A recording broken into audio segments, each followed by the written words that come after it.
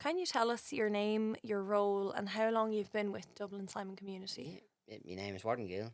I'm the Property Systems Officer. I've been with Simon about 5 years now. Can you tell us about your career to date? How did you get to where you are? Well, it's a long old story. Right. Oh yeah, I was homeless in 2018, and I ended up going on the CE scheme with the Simon Community, and I was working for the fundraising team. I was there about a year.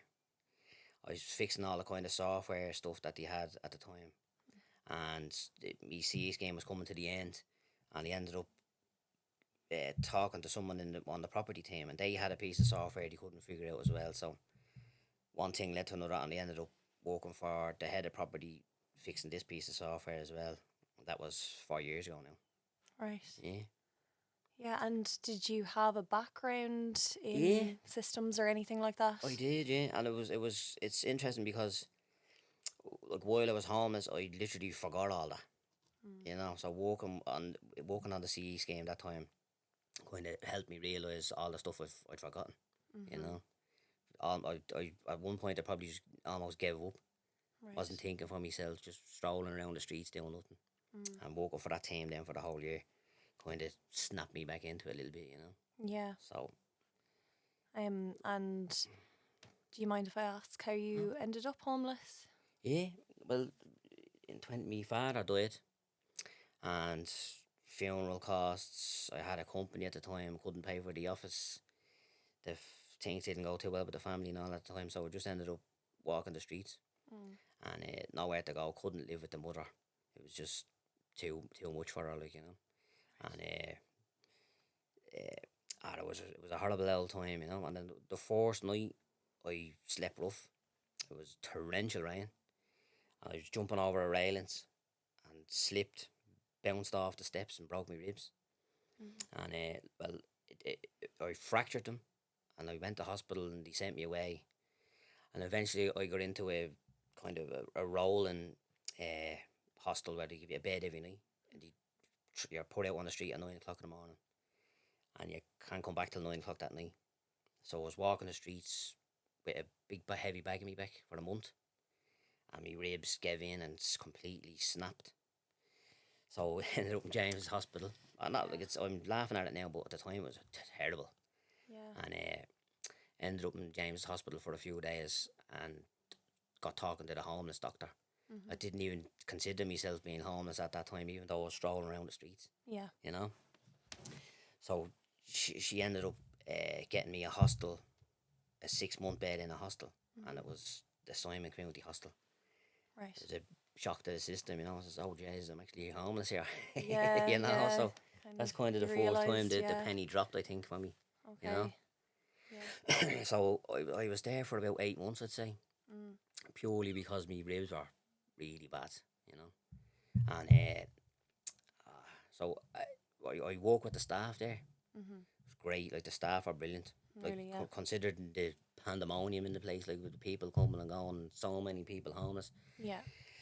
Uh, I engaged with them, went through the little system the Simon has in the place, and I ended up progressing to one of their supported houses then on my own with two other lads. Mm-hmm. So the first place you were in was emergency Yeah, accommodation? it was an Okay. emergency accommodation. Yeah, but like I didn't at the time, I didn't even know that's what they were called. You know what I mean? Like I Yeah. thought I was going into a Airbnb thing or something. Yeah. But it didn't. It didn't turn out like that. Uh, so then I moved into a shared accommodation house. Mm-hmm. They're called, and it's that was brilliant. It was like. So I had my own room, kitchen. I could actually start cooking my own meals and all again. Yeah. Did you find that impacted on your mindset and kind of got Oh you a bit yeah, more big. motivated? Well, when I was going through it, Mm. it didn't. None of that dawned on me. But then Yeah. when I actually got into that house, then I was like, there wasn't four people in a room beside me every night. Yeah, yeah. Had privacy again. It's very hard when to think of other people going through it now, Mm. But I got through it anyway in the end. Couple of months after I got that house, I got an interview for a CE scheme with the fundraising team, Right. and I got that job, and that was the start of my career, let's say. Yeah. And when you were still in the supported housing, were you still dealing with the staff in the Oh, emergency accommodation, yeah. or who were you dealing with? They're called key workers. Or Right. I'm pretty sure that's what they're still called. Yeah. It was 5 years ago now. Yeah. So like it's called assisted living. So they visit you every day. He's ask you, is everything okay? Like, you know. And it's very non-intrusive. You just knock on the doors. Everything all right? Yeah. And see you later. You know? Yeah. So, But they were the if ones. yeah, if you need anything, there's 100% support. It's brilliant. Right. You know. And they were the ones that got you in touch Yeah, with the CE scheme. yeah. I didn't even realise the Simon Community done CE schemes. Right. And obviously I was trying to get a fast job. I was trying to get this job. Mm-hmm. So the place that was at the looking after me for a year got me a job then as well. You know, it was great. Yeah. Now originally, I asked, could I get a job as a cook or in a warehouse or something, washing floors? I would have done that. Yeah. You know, but I managed to get a copy of my CV, and they said to me, "Would you be interested in going to working for fundraising?" So I said, "Yeah." You know, and as I said, I'd forgotten all the software stuff. Yeah. And even when I used to work in construction, I forgot all that as well. You know, or Right. like project management and all that. Yeah. So you had a lot And then going it on just there. all kind of brought me back to myself a little bit, you know. Yeah. Because you don't even realise you're so lost, like, you know, but it gave you affects that you. push. Oh yeah, bleeding, it knocks you back. Yeah. You know? Yeah. But so I originally I started off not expecting much, but it was just turned out to be one of the best jobs I ever done, like, you know. Yeah. Even if you had to just ask me to make coffee, you would have been happy doing that. You know what I mean? Like, Yeah. but- Yeah. so I ended up fixing a piece of software that they were using, and it was coming to the end of the CE contract, let's say. And as I said, one of the managers in the property team, I was talking to him, and he was saying, "Oh, we have a piece of software as well. We're gonna have a look at it." And I ended up getting a full-time job with them then. So Just goes to show. strength to strength, like, you know. Yeah. Yeah. 1 minute you're lost, next minute you're back on Yeah. top. Yeah. Yeah. It's crazy. And you said there when you ended up becoming homeless, you weren't able to pay the rent for your offices. So what were you doing at the time before you became homeless? Well, I had started a game design company, Right. and it was we got an office up in Tala College, Tala Institute of Technology, whatever it's called, and they actually done like a kind of a Dragon's Den style thing to get that office, Right. and we ended up getting it. So we had it for free for a couple of months, and then we had to start actually paying the rent then, Okay. you know. Yeah. And a couple of months after that, my father got very, very sick, so I was literally in the hospital with him every day, Yeah. you know. And the lads that were there working, like all mates of mine from college, they kind of like very talented lads, and there was nothing happening, so they all just ended up getting their own jobs, like. Yeah. And Yeah. after my father died, I had to give up the office, give up the company, the whole lot, you know. Right. So that was hard enough. You know what I mean? Yeah, I can imagine. Yeah. But it obviously stood to you then Ah, yeah. when you went and did the C scheme and As I said, like, to go from that yeah. to strolling around the road on your own, doing nothing, no one knowing you, no one talking to you. You know what I mean? Yeah. It's It scary. was a massive. Oh yeah, it was. Scary reality, Yeah. that can happen. I'm usually pretty confident and all right in myself.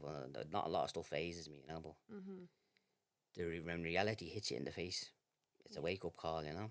Yeah. All right. Thanks a million for sharing your background with us and how you ended up where you are today. So, can you tell me a little bit about the job that you do now? What your average day looks like? Yeah, the stuff I do every day is more or less the same as I have been doing for fundraising all back then. It's literally just ensuring all the databases and the software that we use are maintained, operating at full capacity. There's no problems, no issues. Making sure all the teams are using them all properly. Mostly finding new ways and better ways of doing things for people that are simpler, less complicated. We're trying to move away from all the paper stuff. Like, believe it or not, there's still a ton of stuff that we do that's always on paper. in the digital age. Yeah. You know. So it's your job to Yeah. move us over Yeah. to the digital side. So it's gonna eliminate all the shredding, all the paperwork, all the everything. It's just gonna be all digitized and Yeah. 10 times cleaner and quicker and Yeah. the whole lot. So you're a great asset to Dublin Well, Simon. I wouldn't say that now, but so everyone else keeps telling me. Well. And what's the best part of the job for you? Well, the most rewarding thing for me is the fact that I'm actually doing stuff that I'm good at, that I always liked. It mightn't be game design, but it's still software and UI design, and I'm managing multiple projects, working with loads of different people. You know, Yeah. getting the best out of those people as well, not just like telling them what to do day in day out. Like you're actually giving them room to grow themselves, like the way I did Yeah. 4 or 5 years ago. You know. Would you manage many people? Yeah, the whole organization. I'm literally dealing with the managers, the senior managers, Yeah, the yeah. heads, the chap that sweeps the floor in Carmen's Hall and all. You know. So, yeah, I have a unique perspective really because I was a client, and then I went to like the actual working for the organization as well. Yeah. You know, and then I've had the opportunity and the privilege, let's say, of working with the higher up management as well. You know, and they're all the exact same people. You know what I mean? It doesn't matter whether they're a manager or the CEO. Yeah. They're just normal people.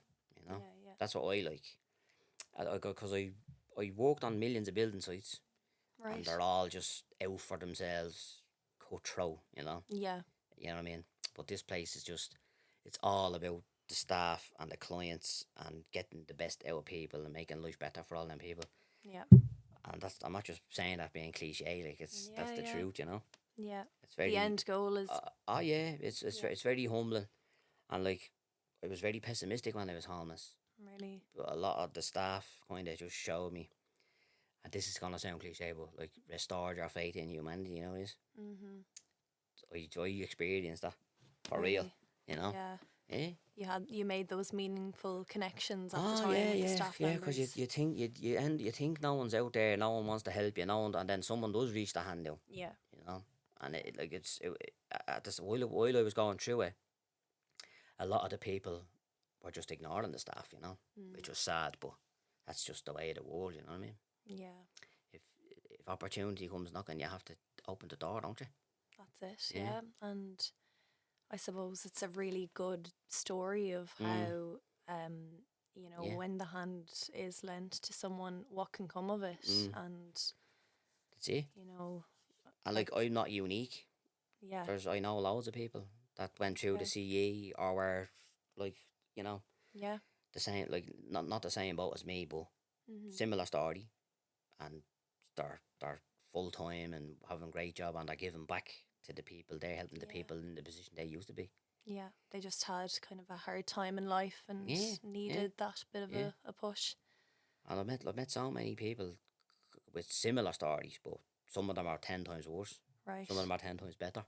Yeah. You know, but it's all the same thing, and Yeah.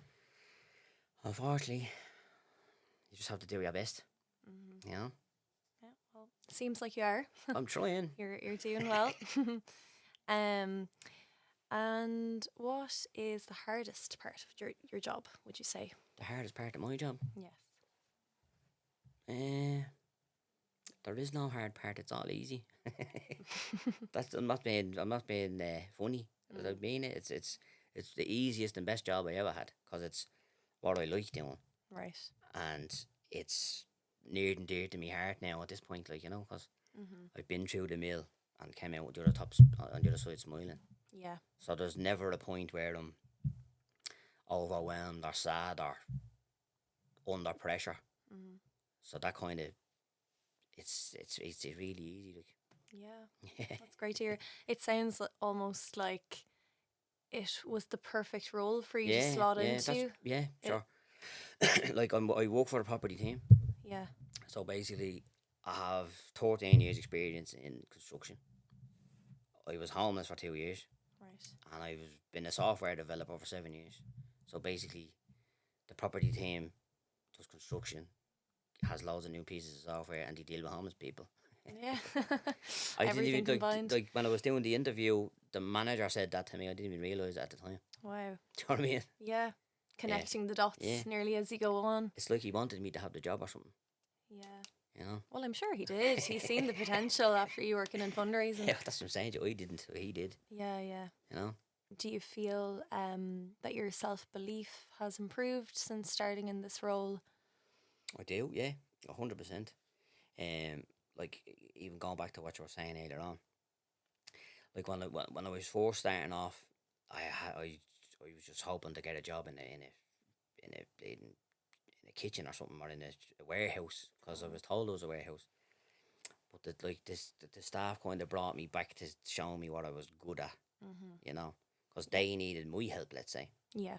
Whereas I thought they were going to teach me things, but Right. they were asking me to show them how to do stuff. Like I Yeah, was going, oh yeah, this is the stuff I'm actually good at. Like, yeah. you know, it's just it's amazing. Like even thinking back, it's just amazing how ingrained or blind you become. Yeah. Do you know what I mean? Lose your sense of self almost. Yeah, I did. Yeah, Yeah. and like now, I'm not bothered with that at all. Mm-hmm. You know, back to me full self now again. That's great That's to hear. great. It is. Yeah. So, how did it feel when you got back into your own place? Oh yeah, that was great. You know, I actually moved back to Ballyfermot.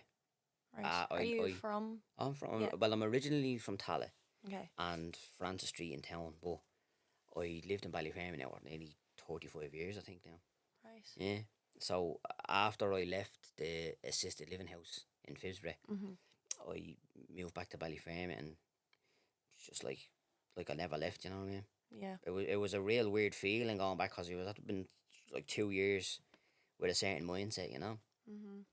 So it took me a little bit to settle back in, you know what I mean? But Did you get help from Dublin Simon to no, force that? like literally, like when you think you're ready enough Yeah. to go on your own, like they just says, well, go for it, like, you know. Yeah. You know what I It's mean? amazing. It's not as if they have a ball and chain to it. You're like, oh, please don't leave us. Yeah. It's like they're delighted for you to Yeah, go. Do you know yeah, what I mean? yeah. That's the whole idea of the thing, like, you know. Yeah.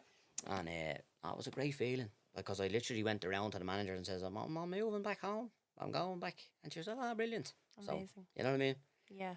So like I felt a bit weird saying it to her, but Mm-hmm. I thought she was gonna like maybe give out to me or whatever, or moan at me, but she was over the moon. Yeah. I was expecting her to kind of say, "Ah, why?" Yeah. But she was Yeah. like, "Ah, brilliant, go on." Yeah. You know.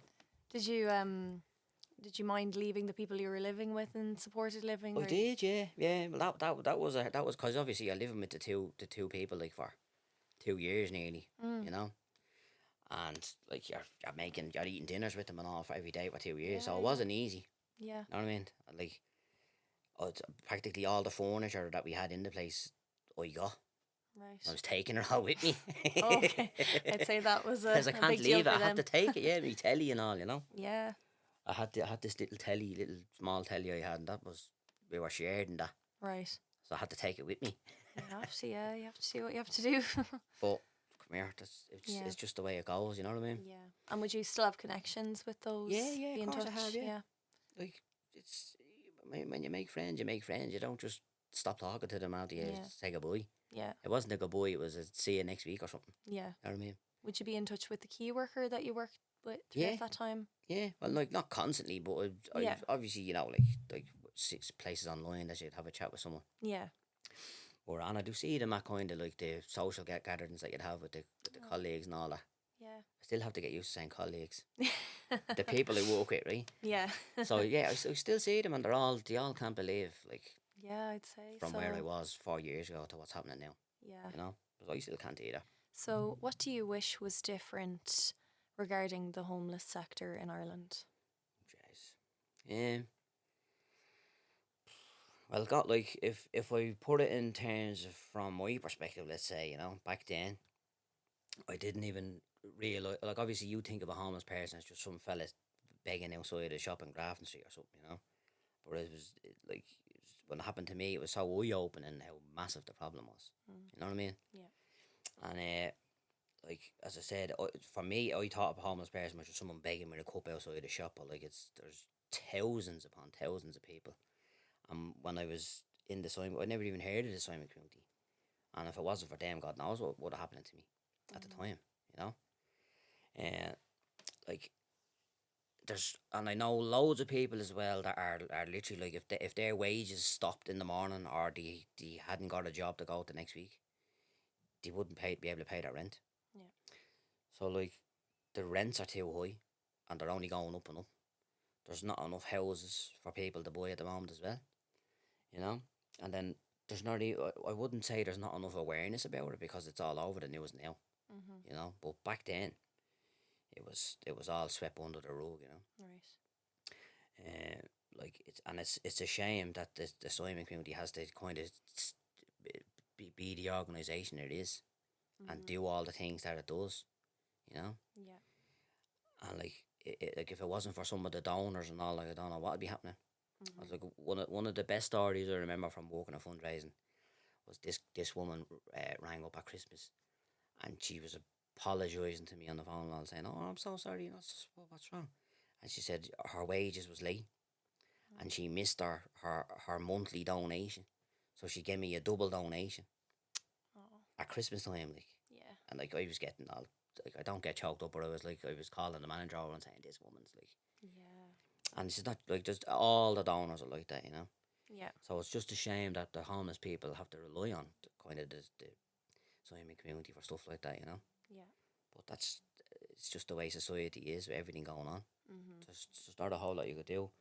Like, I could give you a million options of ways I think of fixing it, but it's down to the government and whoever else is in charge of all that stuff. But I am a little bit hopeful, because I have seen some positive things. Yeah. Hopefully it'll all work out. And we'll all be out of a job. Yeah. You know, that's the end goal, I suppose. When I'm out of a job, that's when all's right with the world, Yeah. as far as I'm concerned. Yeah. So do you have any highlights from working in the property team so far? Like, a couple of us had permission to come into the office and all that, and all, like, but the maintenance boys, they went in and out of all of the things with their masks on, washing their hands, like. Yeah. Like, these are lads that are doing plumbing and fixing doors and doing electricity stuff, Yeah. you know, like, in all that COVID gear and all this, like. So Yeah, the show has to go on, I suppose. Yeah. like, and you like, oh, that was one of the highlights for me when the COVID, it was horrible, but them boys didn't stop. Another team is the independent living team.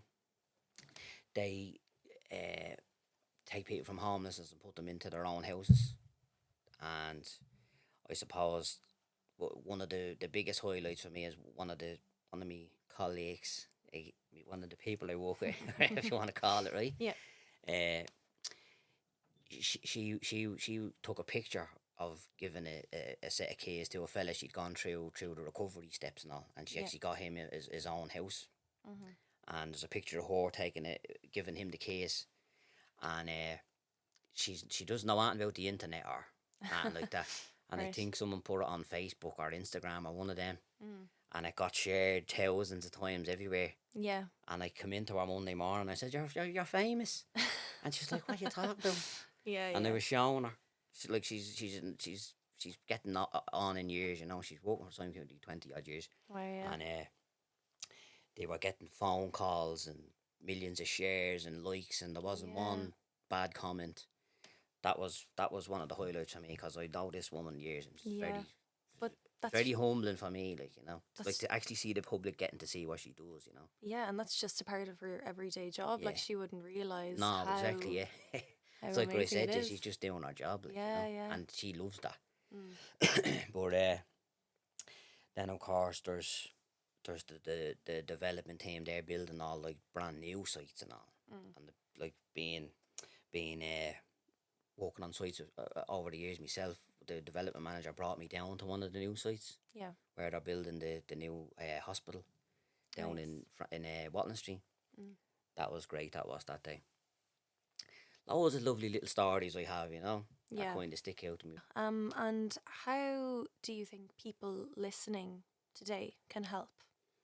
If they want to get involved with stuff that the Simon Community does, it's very simple. You can go to the website.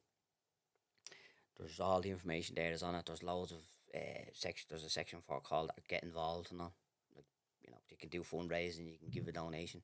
You can do whatever.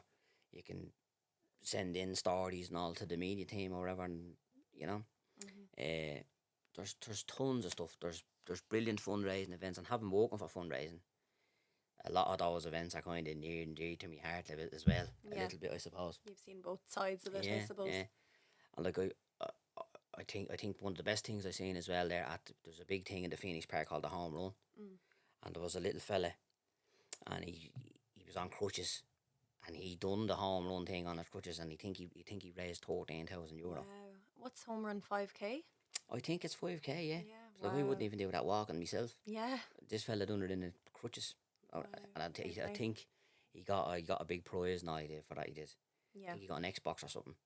Okay. One of the companies there donated him he gave him an Xbox for raising money for the Simon Community. Yeah. You know what I mean? Well, he deserved it after that. Yeah,